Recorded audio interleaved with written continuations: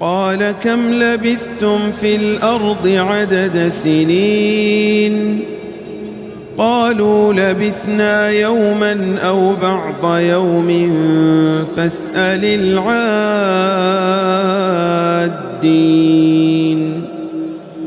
قال إن لبثتم إلا قليلا لو أنكم كنتم تعلمون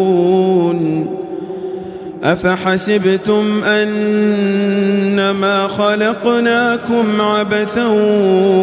وأنكم إلينا لا ترجعون فتعالى الله الملك الحق لا إله إلا هو رب العرش الكريم